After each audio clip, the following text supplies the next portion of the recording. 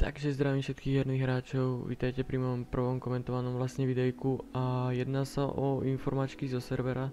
Je to také krátke videjko, lenže čo je nové a čo sa tu deje.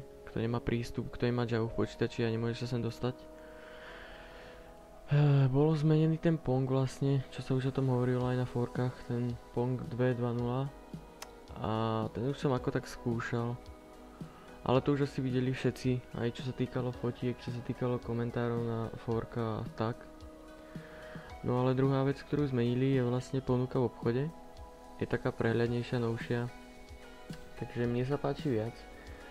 Čo sa týka všetkého, už sa dajú kúpiť aj jazdné zvieratá, dajú sa tu kúpiť aj petovia, kostýmy, emócie. Veci na event, dá sa tu už kúpiť v podstate všetko, dokonca aj plášte, zahýrová ponuka je tu.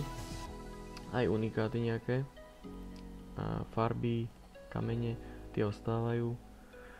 Potom sú tu tieto špeciálne balíky, buffy na expenia tak, esencie.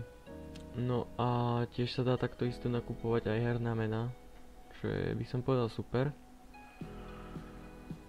No a ja si myslím, že to je celkom dobré, je to také prehľadnejšie, ako vravím. A určite je to taká normálna vec, čo vidím asi po dlhšej dobe, ale to je taká normálnejšia vec, ktorá sprehľadní zase tú hru a konečne sa bude dať kupovať to takto a nemusíte laziť po meste vlastne.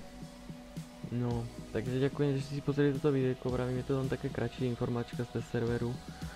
Kto nemá prístup na test server, ako vravím. A ak sa video páčilo, tak daj like, odber a vidíme sa na budúce pri nejakom ďalšom videjku, takže sa majte.